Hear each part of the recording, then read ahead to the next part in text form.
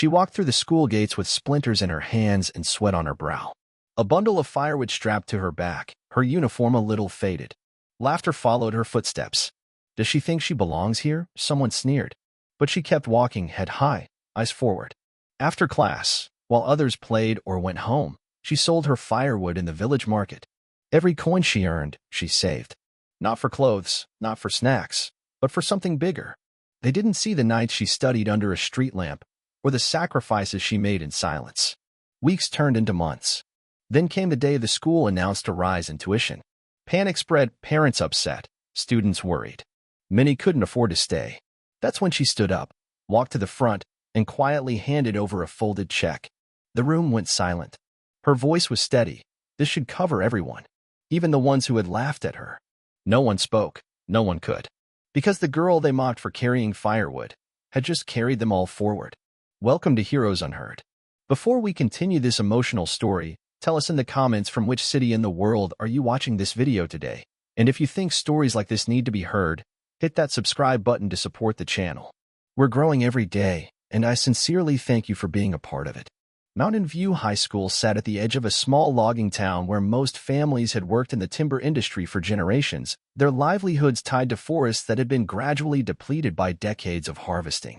The school served a community where economic opportunities were limited, where many students would follow their parents into whatever work remained in the declining industry, and where college was a dream reserved for the few families who could afford to make it a reality. The building itself reflected the community's struggles, with cracked concrete walls and windows that had been repaired so many times that they barely let in light. The heating system was unreliable, leaving classrooms cold during the harsh mountain winters, and the textbooks were years out of date, donated by wealthier districts when they upgraded to newer materials. But despite the physical limitations, Mountain View High had teachers who believed in their students and worked overtime to provide the best education possible with limited resources. They organized fundraisers to buy basic supplies, spent their own money on classroom materials, and stayed after school to provide extra help to students who were struggling academically or personally. Ana Silva had been attending Mountain View High for 3 years, ever since her family had moved to the logging town when her father lost his job in the city and had to accept whatever work he could find to support his wife and daughter. The transition had been difficult for Ana, who had left behind friends and opportunities in a larger community to start over in a place where everyone knew everyone else's business and newcomers were viewed with suspicion. Her family lived in a small cabin on the outskirts of town, where her father worked part-time for a logging company that was barely staying afloat in an industry that was dying slowly but inexorably. Her mother cleaned houses for the few families in town who could afford domestic help, and together their parents earned barely enough to pay rent and buy groceries, with nothing left over for the extras that made teenage life easier. Ana had learned to be self-sufficient out of necessity, understanding that her parents were doing their best but couldn't provide the things that other students took for granted. She wore the same clothes until they wore out, walked everywhere because her family couldn't afford a car for her to use, and accepted that many of the social activities that defined high school life would be beyond her financial reach.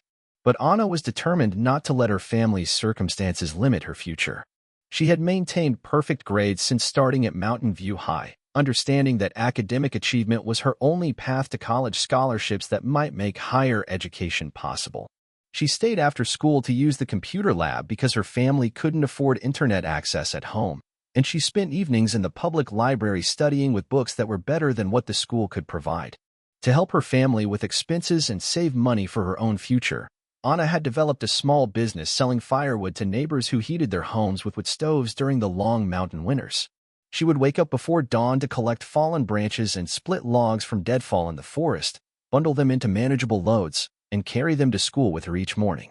The sight of Ana walking down the main road towards school with bundles of firewood strapped to her back had become a familiar part of the town's morning routine.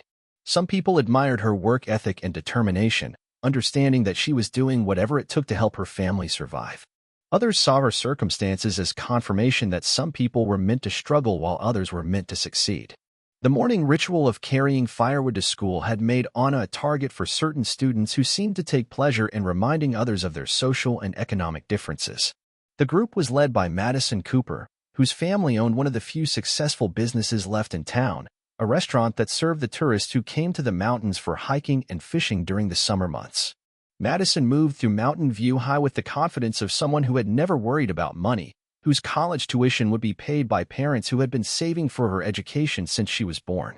She drove a car that was newer than anything most of the teachers could afford, wore clothes that had been purchased during shopping trips to the city, and generally conducted herself as if the economic struggles that affected most of her classmates were personal failings rather than systemic problems. The group that surrounded Madison included several other students whose families had managed to maintain middle-class lifestyles despite the town's economic decline. They weren't necessarily bad people individually, but together they had developed a dynamic that allowed them to feel better about themselves by pointing out the limitations and struggles of students who had fewer resources.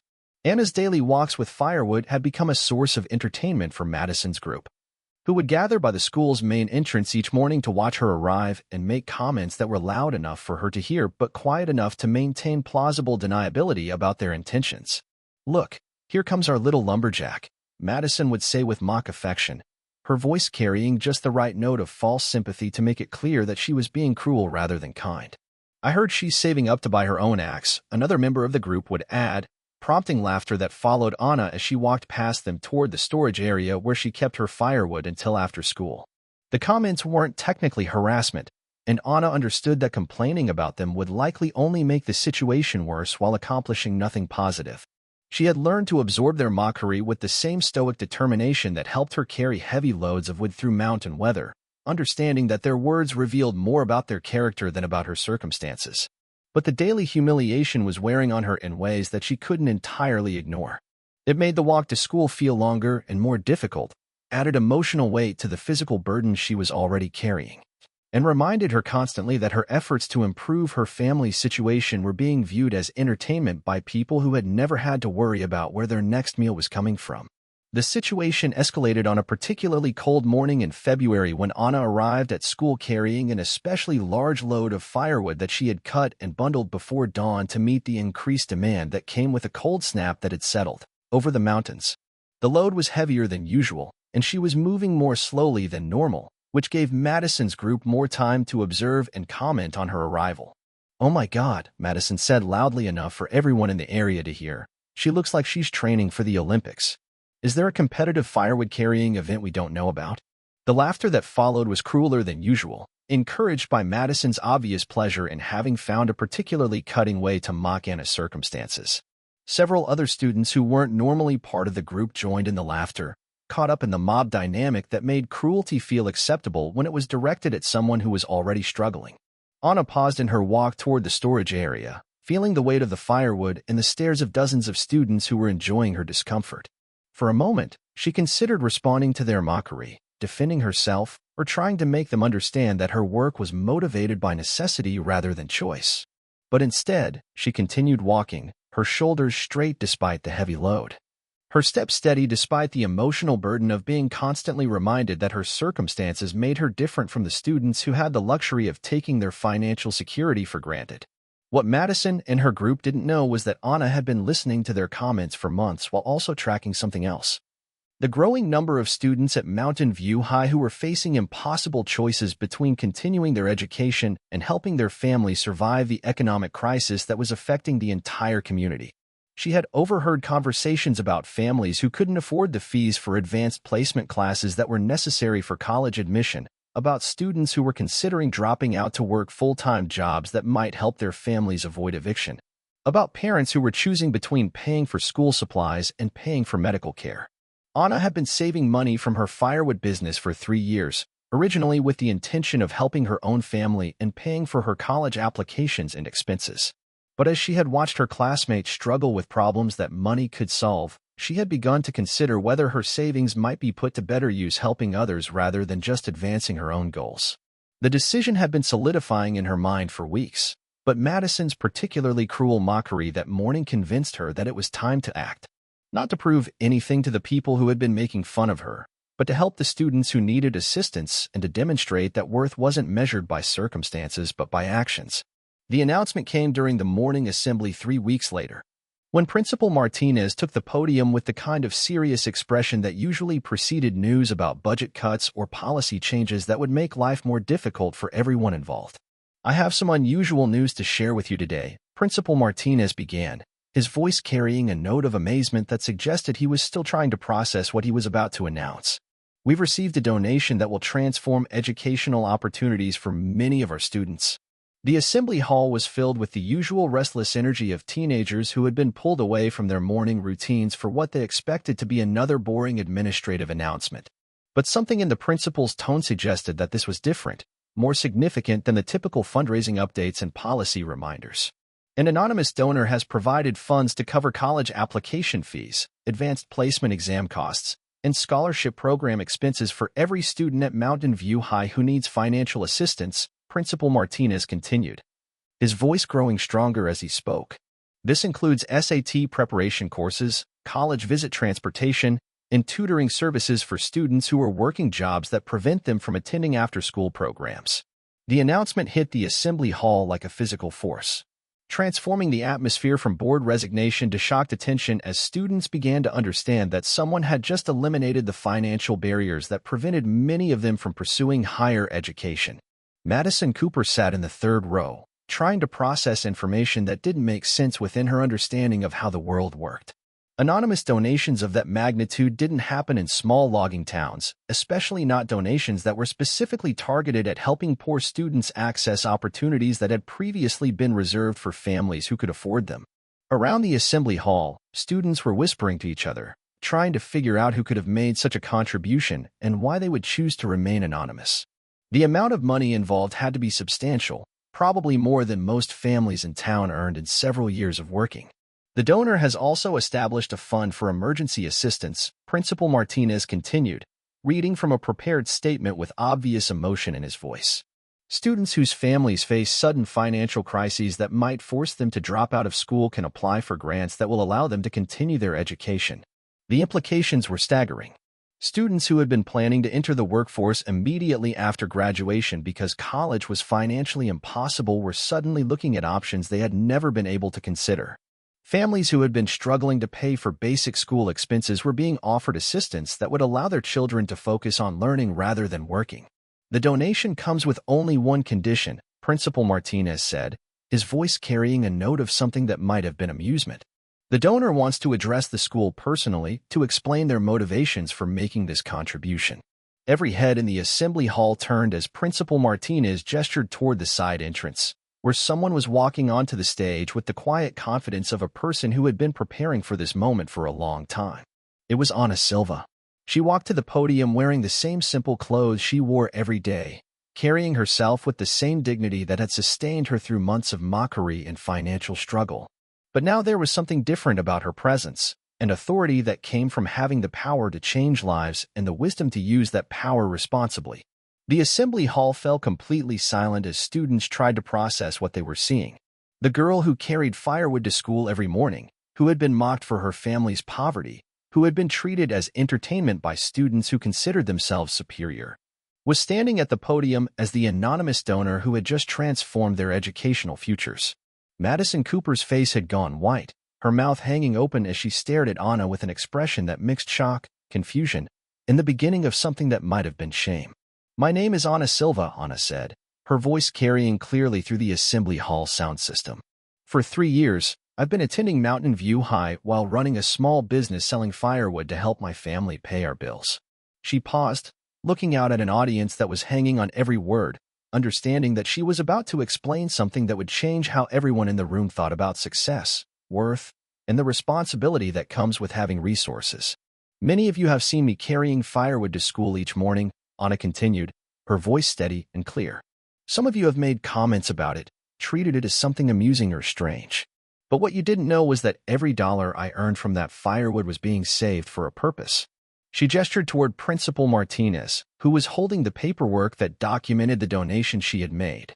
"I've saved $47,000 over the past 3 years, Anna said, and the number hit the assembly hall like a thunderbolt.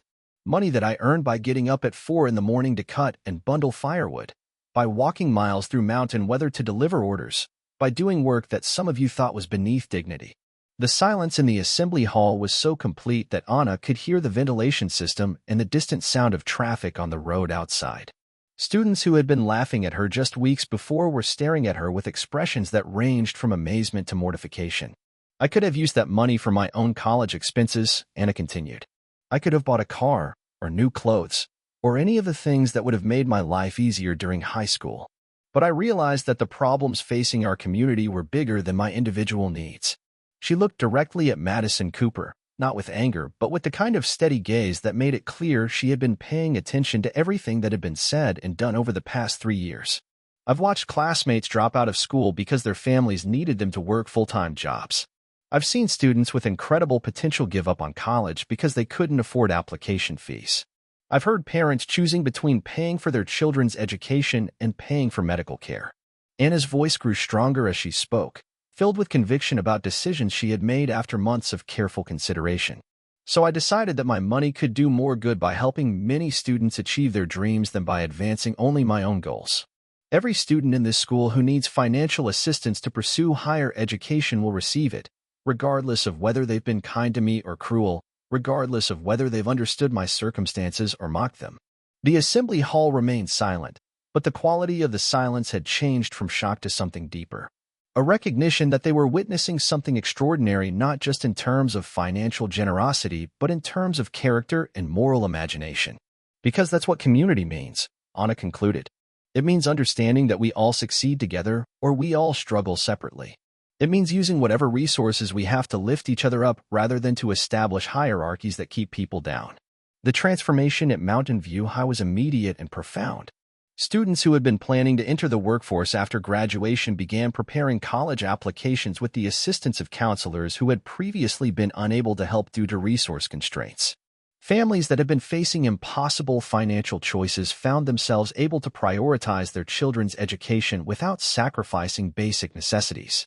But perhaps the most significant change was in the school's culture, as Anna's example forced everyone to reconsider their assumptions about worth, success, and the responsibilities that come with having advantages over others.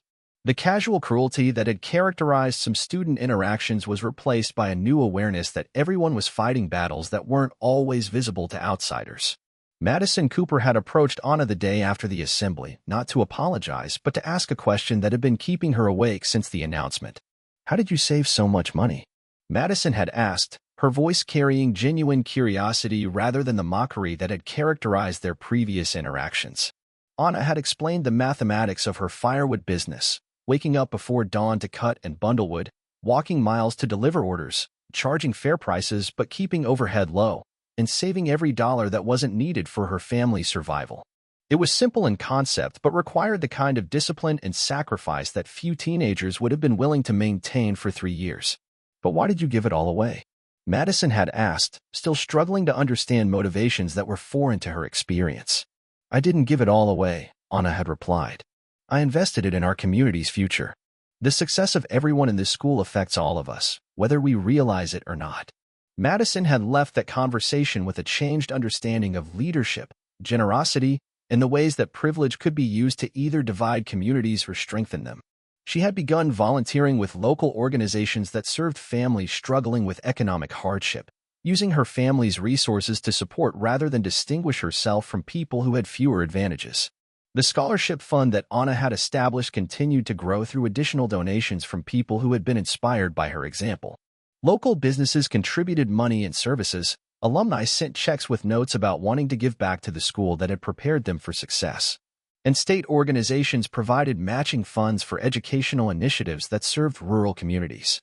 Anna had kept enough money from her savings to pay for her own college applications and first-year expenses, but she had chosen to attend the state university rather than more expensive private schools, understanding that her choice would allow the scholarship fund to help more students over time.